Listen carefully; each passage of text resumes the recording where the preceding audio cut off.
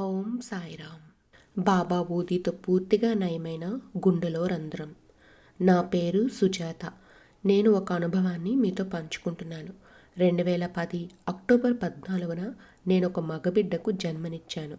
బాబు చాలా బలహీనంగా ఉన్నాడని, స్కాన్ తీసి బాబు గుండెలో రంధ్రం ఉందని డాక్టర్లు చెప్పారు. ఆ సమయంలో ఏం చేయాలో మాకు అర్థం కాలేదు. మా అమ్మమ్మ వాళ్ళ ఇంటి పక్కన బాబా గుడి ఉంది. మా అమ్మమ్మ మాకు బాబా ఊదిని పంపింది. నేను బాబాని ప్రార్థించి ప్రతిరోజు ఆ ఊదిని పెడుతూ ఉండేదాన్ని.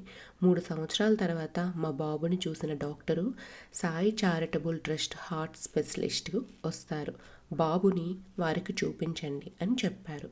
ఆయన సూచన మేరకు మేము వెళ్ళి హార్ట్ స్పెషలిస్ట్ని కలిసాము.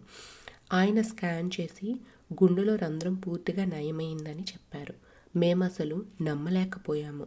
మేము ఎంత ఆనందపడ్డామో మాటల్లో చెప్పలేను. ఇదంతా సాయినాథుని దయే.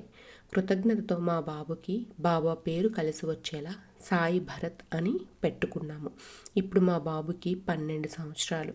చాలా బాగున్నాడు. నా ఆనందాన్ని మీతో పంచుకోవాలని ఎన్నోసార్లు అనుకున్నాను.